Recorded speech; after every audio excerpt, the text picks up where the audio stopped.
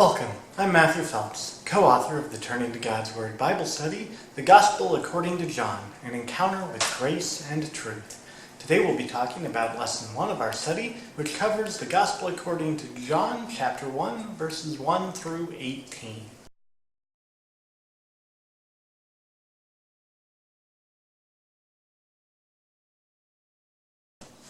Welcome to our study of the Gospel according to John. There are, as if you're in a Bible study, I expect you know, 4 Gospels. This is the last of the 4, both in terms of where it falls in the Bible, and scholars tend to agree in terms of when it was written.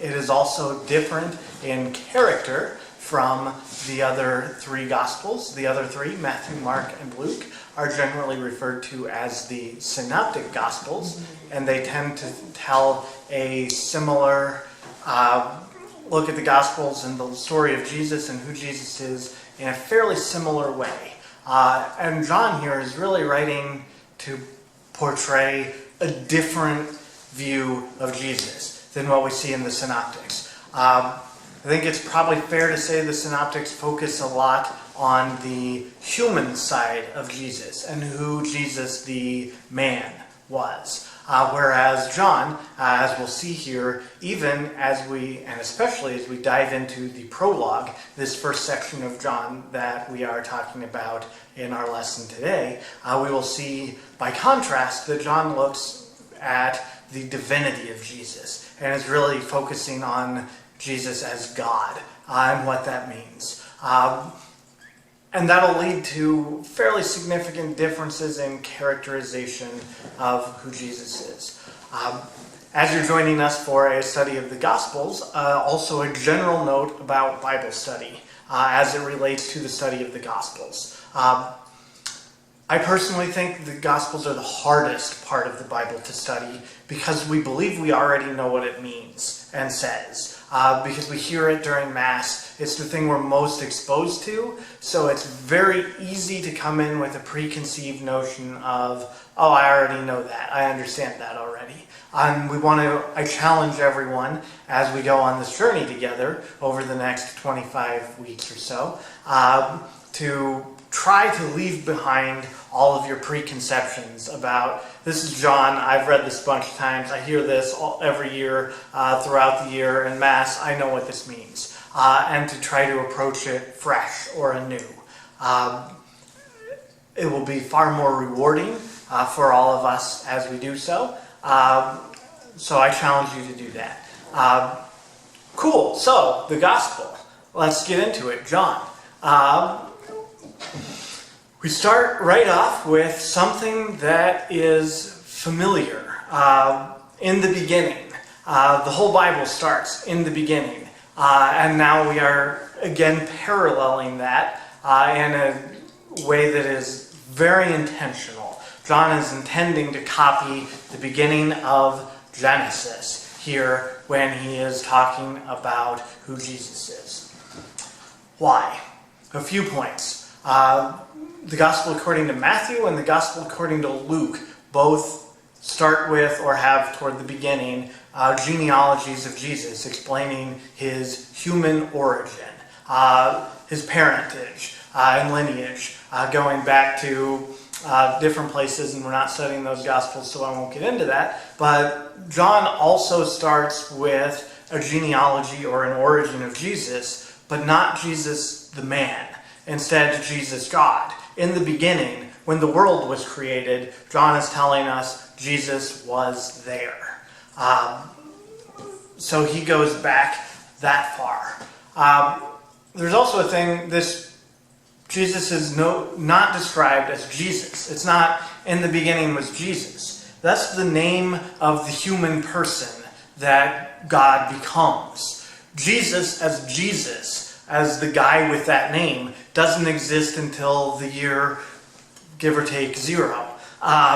Whereas God, this God, existed long before that, but didn't have human form yet. So it's the man gets named Jesus, but we're not naming him Jesus here because there's not a man God to name Jesus yet. We're going back before that, and we're describing him in his divinity. And to do that, John chooses to call him the Word. Greek word here is logos, and that word comes to mean things like logical, and can talk about rationality and some other things that a lot of people do comment on here, that I think potentially goes a little astray of what we're really getting at in terms of the allusion to Genesis. I think makes this far more important. God created the world in Genesis. How? Through his speech. He spoke the world into existence over the course of 7 days. The way John thinks about Jesus coming into the world is in terms of this divine logos, this creative essence of God that spoke the whole world into existence, is entering into that world. And so we see God's creative power coming from not here to here. And I think it's more important to see the aspect of word as in the speech that created the world, and to focus on that depiction of Jesus here than it is to get into its word, its reason, its rationality, and some of those very valid meanings of the word logos that people can get into. I think the allusion to Genesis is one to not lose and will be very important. Ultimately, we're trying to, as we go through this gospel, figure out who is God. And we're trying to do it through the point of view of people who can only see things that we can, see, hear, touch, taste, smell. And our senses are not capable of fully grasping the divine, which is why God made himself manifest to our senses. Our goal is to try to learn to see through what we can grasp with our senses and to comprehend God. And ultimately, John's going to suggest that there are these theological virtues that end up acting in a spiritual sense very much like our senses, but in a spiritual instead of an earthly sense. Faith and love especially end up taking on that character. And so we're going to, through those things, be able to see through this man that is walking around, that is like all the rest of us, and try to see in that God. And the God that we're looking for is this creative power of God. So when he comes down, we expect something akin to the completion of the act of creation, because God is speaking into the world through sending his son Jesus into this word into the world. So there's the word. There's also a thought that I am very fond of and tend to agree with, that the Gospel of John was inspired by the structure of Greek drama. We won't dwell on that excessively, but we've got a cast of characters right here from the beginning. We've got the Word, and we've got God. So who are these? And they're next to each other, and they're the same, which, again, Trinitarian theology, that is not already we're at a thing that we can't grasp. But we know from the doctrine of the Trinity, we have multiple persons, one God, Father, Son, and Holy Spirit. That's kind of, they're next to each other, one, the other, and they're the same somehow. That's not a thing we really have a great means of grasping, but there it is. Jesus, God. Before he's Jesus, he's God. And again, from the beginning, and involved in the act of the creation of all things. And that is fundamental and core to who this Jesus is, both before he comes into the world and after.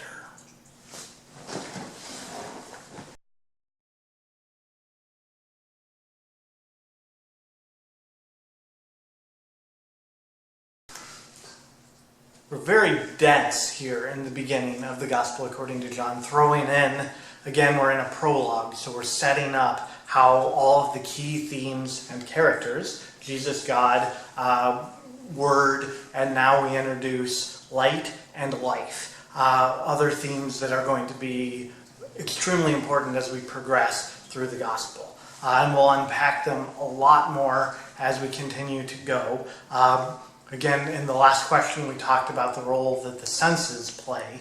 Light is required for us to see. There's the light of the sun. That's not really what we're talking about. Again, Jesus comes and opens up our ability to see God. And he himself, as the divine person, is the light by which we see God. And we're going to do that through faith. And that will give us access to life. Life in this context also not meaning I am breathing and I am animate.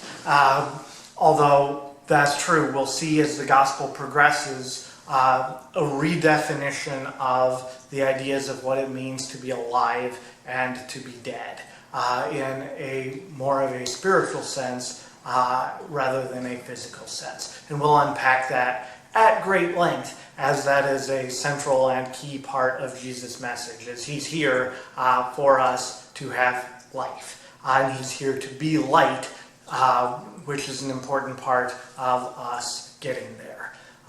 We also have darkness. There's light and darkness. And we also have, well, I'm not going to dwell excessively, probably, on Greek translations here, but there will be in this gospel, but there will be a few points at which I want to bring up something about what the Greek says, just because there are some parts where I think it helps. And this is one of them.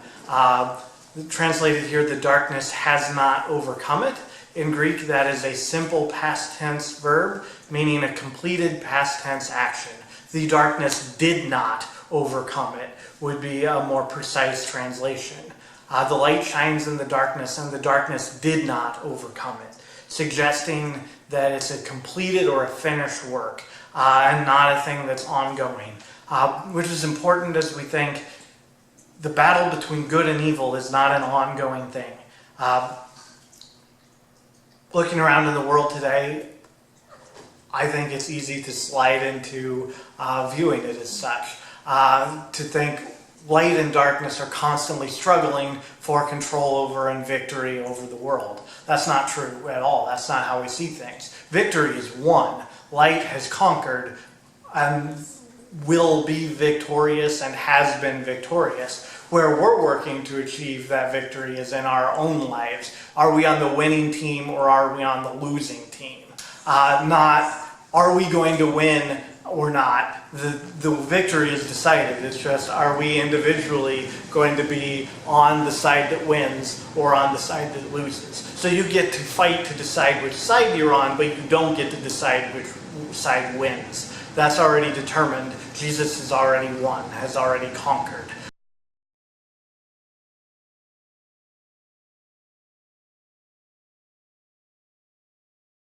Here we take a pretty hard turn, which we should get used to as we're reading the Gospel according to John. It frequently happens that we've been developing and moving along in one direction, we think we see where it's going, we're going to be talking about the Word of God.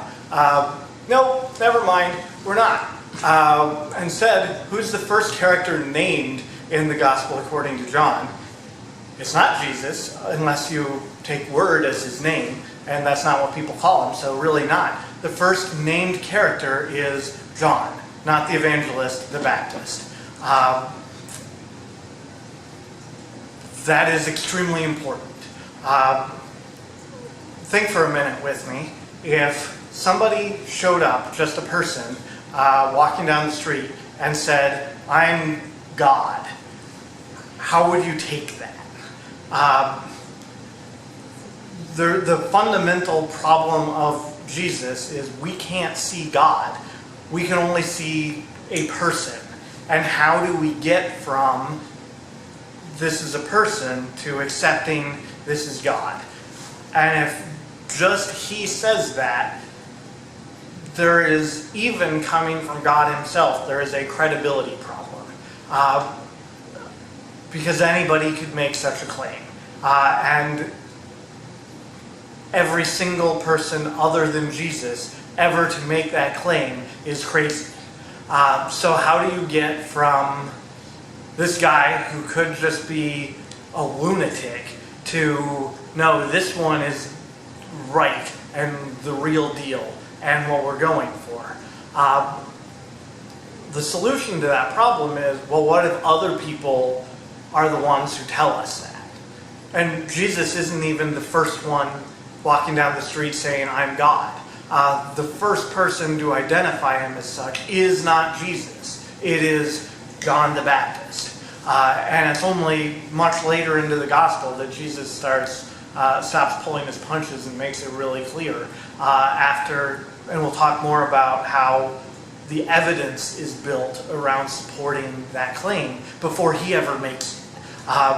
By the time Jesus gets to claiming his divinity, it should be, and he comments on this at great length, it should be obvious from various forms of witness and testimony, including the signs that he's performing, and the testimony of John the Baptist. But the first person and the first identification of Jesus as God comes from John the Baptist. So it becomes extremely important who is John the Baptist, and what do we know about him.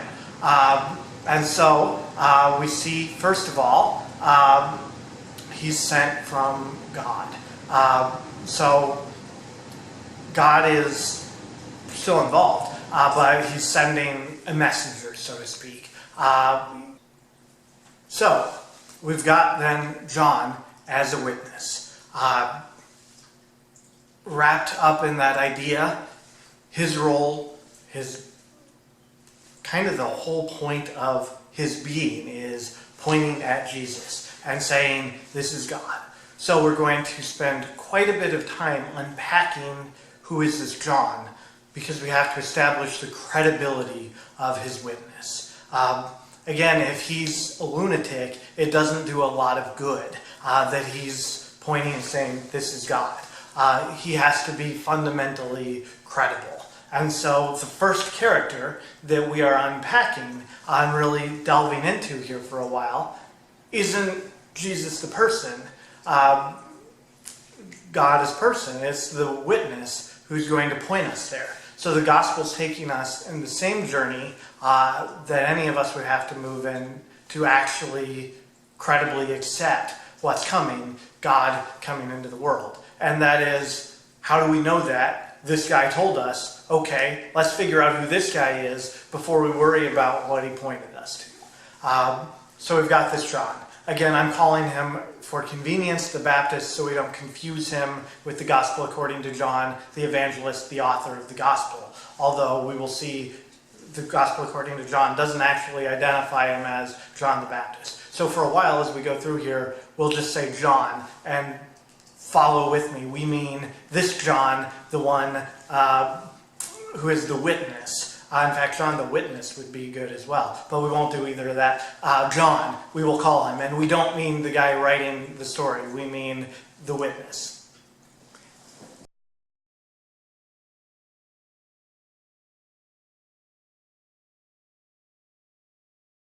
To keep us from getting too comfortable, let's take another change in topic here. The true light that enlightens everyone was coming into the world.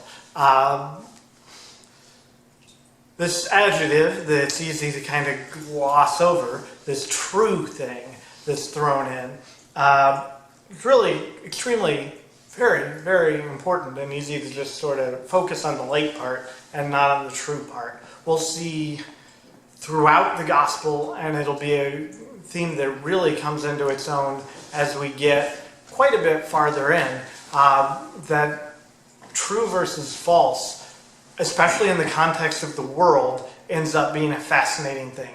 Our senses, again, are not really capable of apprehending truth, and so they have a tendency to deceive us.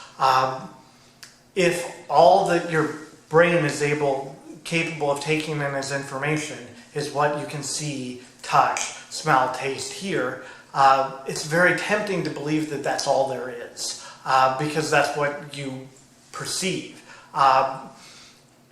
And that can lead us to a very false notion of reality that is limited to what is the experience of our senses. So this new true light is one that gets us beyond that false view of things that our senses can lead us to, and again described as light in that it's allowing us to see things differently. Jesus Christ allows us a different kind of sight, allows us to perceive beyond our senses. So he's coming into the world. And there's this idea, again, also of the world knew him not, and he was in the world. It's not just a thing that we can see and see a guy walking down the street and say God. It's very easy to miss that God is incarnate, that God is a person. And we'll spend a lot of the first part of the gospel developing how is it that we see Jesus and perceive God. And we'll get to, we need to develop another sense other than our main five to do so. And it works through this view of a different kind of light that enlightens us and allows us to see otherwise.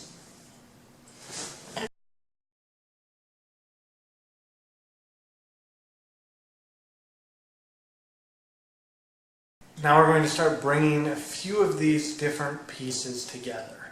So there's the world and there's Jesus, who is outside of the world but coming into the world. Also, he hasn't been named Jesus yet, but we'll get there.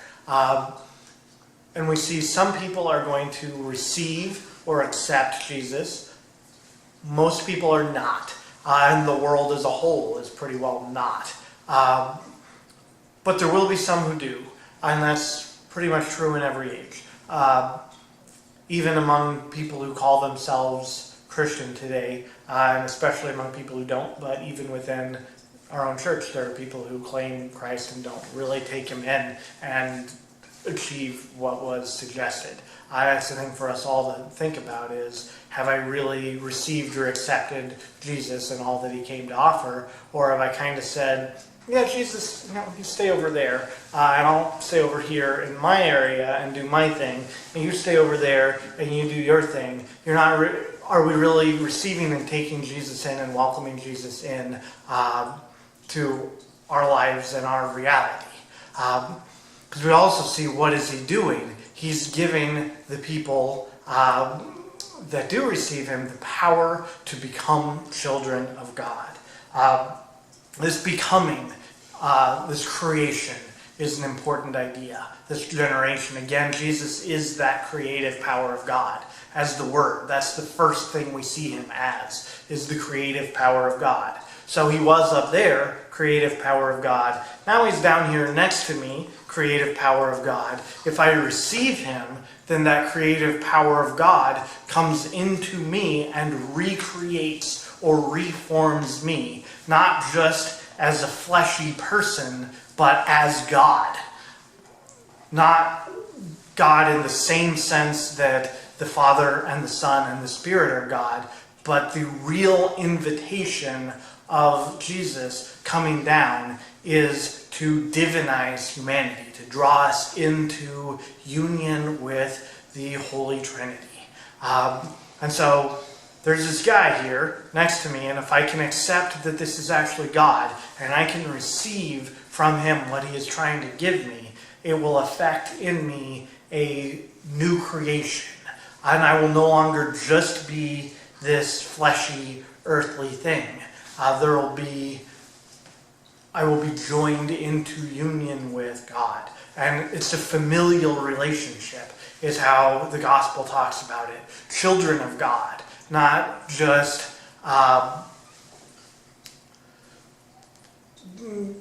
it's the familial part is interesting and important, that the closeness of it, even the kin of it. Our children are like us in kind, in character. They're not, you don't have a child that's another type of thing than you, right? We have human children. If God has us as children, we're, again, like God in character. We're not just people anymore.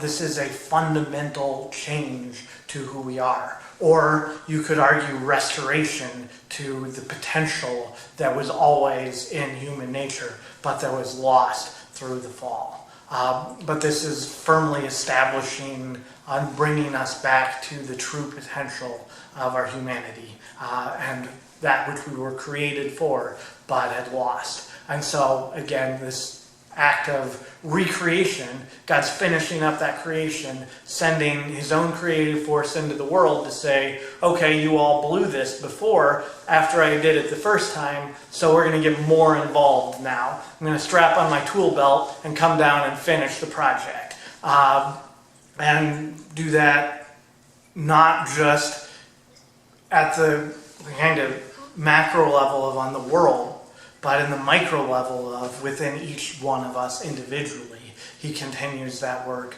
of creation.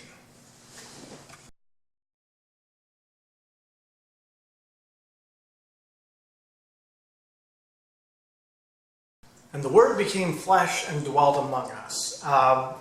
This is another case where I'm going to talk a little bit about the Greek, because that idea of dwell really doesn't capture the full sense of this. I think a translation that for sure I like better and is closer to the intent of the original text is, the Word became flesh and pitched his tent among us. Tent and tabernacle, again, being the same thing. So if you think back to the Exodus, the people built the ark, they put the law of the covenant inside the ark, and that is where God lived with them, is in this ark that they carried around in a tent or tabernacle. And as the people journeyed around in the desert and beyond, they carried with them this ark that was kept always in a tent. And God was, in a very real sense, dwelling with his people. But it was also, it was an image, right? God wasn't a person like all the people around. He was a box.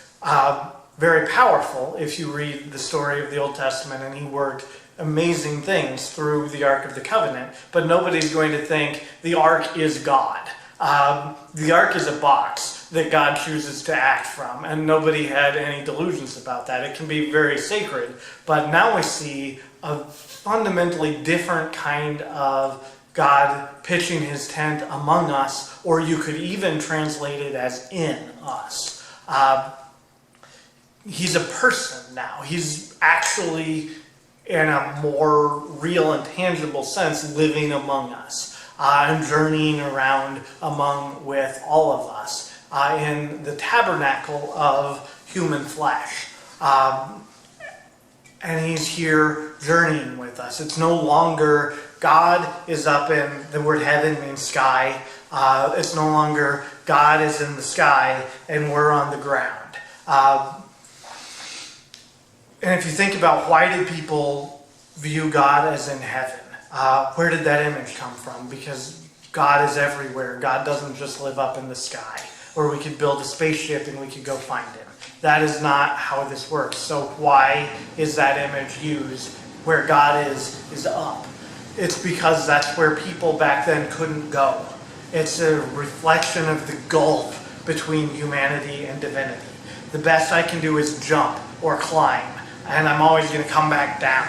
There's this thing always pulling me down, gravity, or my human nature and sin are always pulling me, anchoring me into the world, onto the ground. Whereas God is up above all of that and is not pulled down. So the idea of God pitching his tent, God who has been separate from humanity, is instead coming down onto the ground, coming down into the midst of humanity to be among and with us and to journey with us. He's closing the gulf.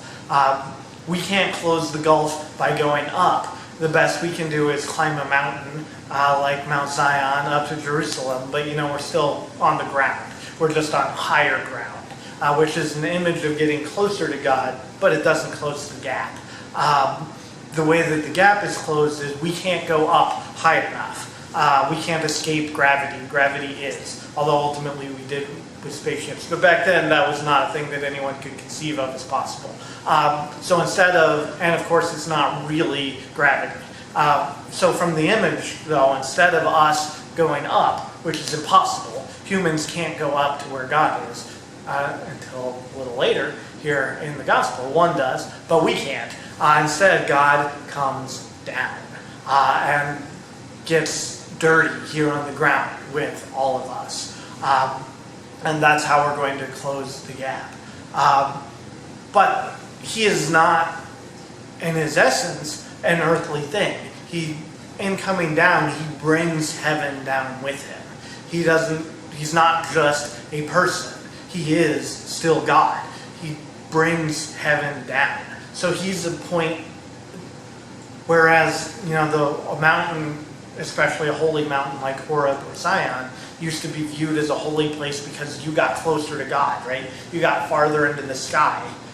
Now you don't have to go up a mountain to meet God because God's heaven has come down. You meet a person and you have that encounter while you're still down here. He brings heaven down to us. And so we see in him grace or favor of God. We see truth, this thing where truth in the gospel according to John kind of points us beyond what we see with our senses, beyond into a greater reality that we can't perceive just with our senses.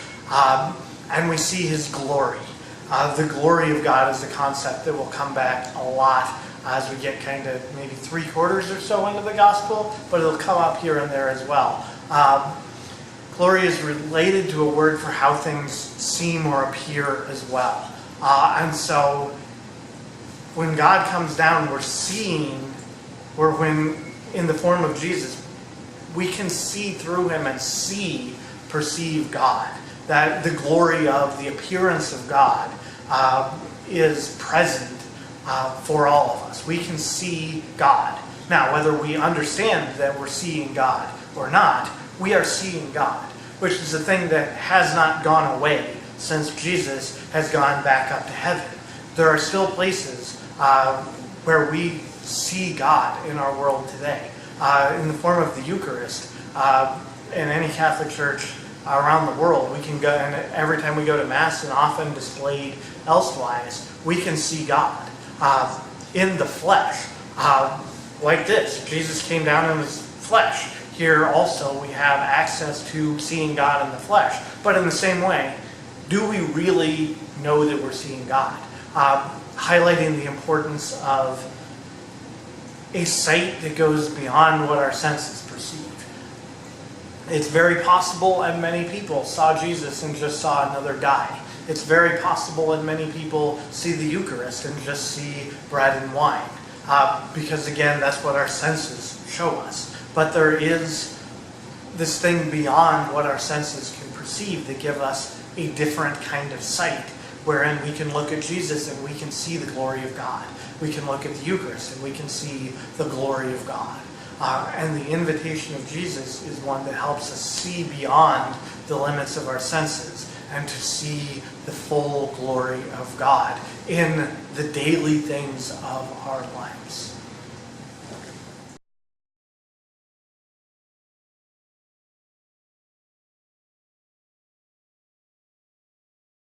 Jumping around themes, here we are back to John and John's role as bearing witness. And we're going to anticipate a little bit. He'll say it again throughout this chapter in our next lesson.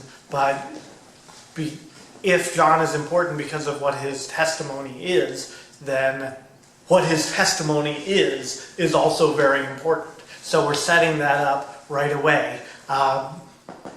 He points to, again, this guy.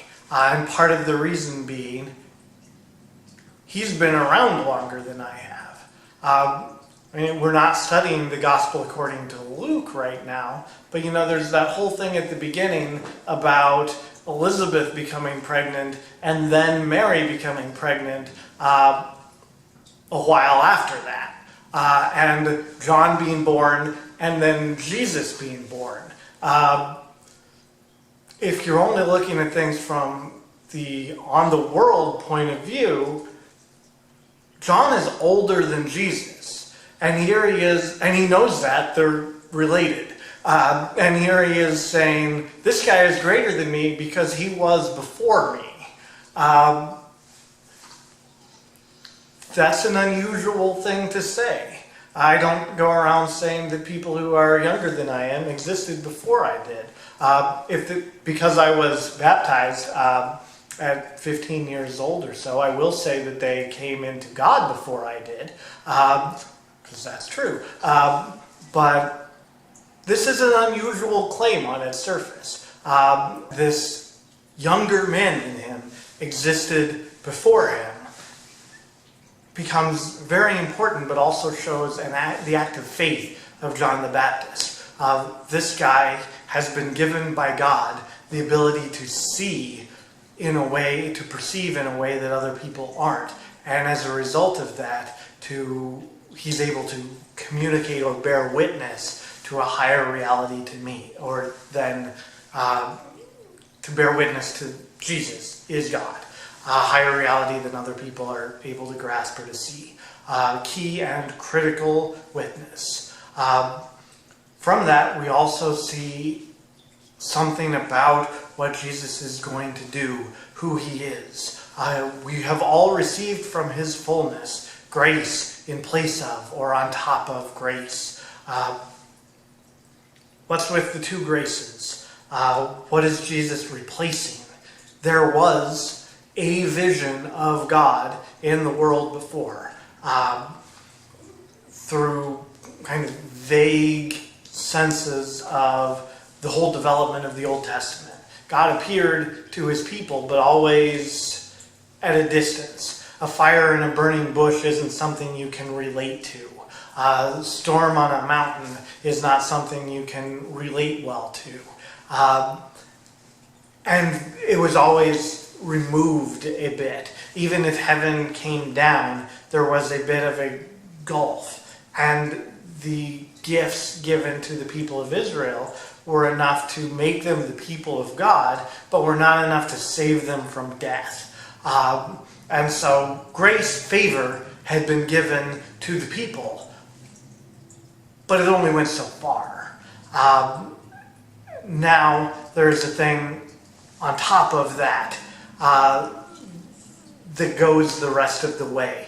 Again, in the form of Jesus, the gap, the gulf between heaven and earth is being closed. And they're coming together. At first, while he's on earth, only in this one person. And then later, in all of us. But for a while, just in this one person.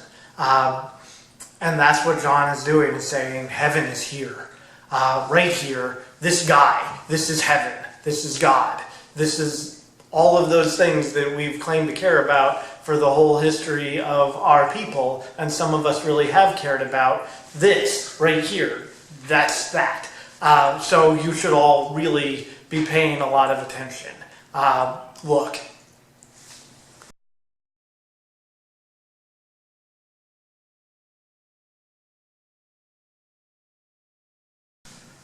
So building on the theme of grace in place of grace, we see a key comparison made between Jesus and Moses. What did Moses give?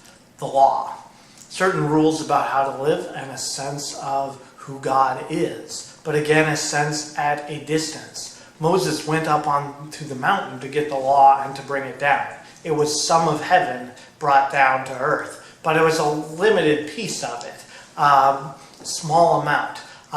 Grace and truth. Truth, again, that perception of reality that goes beyond and deeper than what our senses can comprehend. And favor. Grace is favor of God. Jesus is able to make us pleasing to God and to allow us to see beyond our senses. Things that the law did only very vaguely. But in Jesus is the fulfillment of the promise of the law, and not only hard, cold rules written in stone. But he's a fleshy person. He's with pumping blood and warmth instead of stone tablets. And he will make what he did better, more effective, and more permanent than, we tend to think of. This thing exists in stone, it's basically permanent. This thing is fleshy, it's extremely impermanent, and he makes it the opposite. He makes the law the thing that is transitory and impermanent, and the thing written in flesh the thing that is permanent. He makes of transitory, flawed human beings eternal, immortal, unchanging, unflawed things. That is the amazing work of what Jesus has done. And then we bring it home with this idea, why did John tell us at the beginning of this prologue where Jesus came from? Now we're starting to transition into, so what did Jesus have to say? We've talked a little bit about John, but what did he have to say, and why is it so important? He has seen God. Again, with the gap between heaven and earth, no one else has seen God, because we can't go up to where God is, and our earthly senses can't grasp God. So only Jesus can see in the way that's actually capable of grasping God. And he is making God manifest to all of us. But he can only do that insofar as and because he has already seen God. So he's here, again, to bring God to us, to make God known to us. And that is what we will see as the mission of Jesus and the work of Jesus laid out throughout all of the remainder of the gospel. Along that note, a last caution. It's tempting to see Jesus as a great teacher and to think what he taught was important. This strongly suggests that's not true. What's important is who he was. And he's going to affect a thing that changes reality by his being here. His teachings, while certainly, we're reading the gospel, very important, are always secondary and distantly secondary to the change in reality affected by his coming into the world and by what he does when he's here, which we'll see the journey of what he's doing through his ministry, his passion, death, resurrection, and ascension, and then the ultimate descent of the Holy Spirit. He's changing our relationship to God by changing us. And while his teaching is a part of that, it's a small part of that. And if we view the gospel as, that's potentially why the gospel according to John downplays the focus on the parables, is John, looking at the divine identity of Jesus, is less concerned with his teaching and more concerned with his person. And this gospel then invites all of us also to do likewise, to, yes, we should learn about Jesus and what he wanted us to do. Please do that. Yeah, good, important. More than that, get to know Jesus, who he is, because it's in that you have an encounter with the divine. Otherwise, you can get to know about a human guy who lived 2,000 years ago, and a lot of people get to know about that and leave underwhelmed because they haven't really gotten to know Jesus. And they think they've understood Christianity because they've understood the gist of some of the teachings of Jesus. But they've never really met him. The call and the invitation of this gospel is to go beyond his teachings and to encounter through the eyes of faith Jesus, God, and to be drawn from that encounter into union with God. So as we study the gospel according to John, we should be cognizant of the fact that the invitation made by Jesus to the people back then is the same invitation being made by this gospel to us now.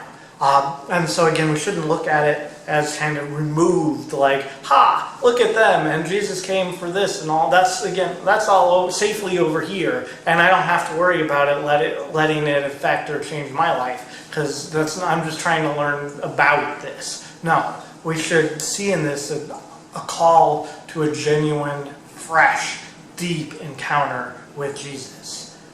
So that's what we're trying to do. Hopefully we got something of a start here. We've got a while more to draw into it, and it'll be a fun ride. This has been an overview of Lesson 1 of the Turning to God's Word Bible Study. The Gospel According to John, an encounter with grace and truth. For more information, consult our written study and visit us online at turningtogodsword.com.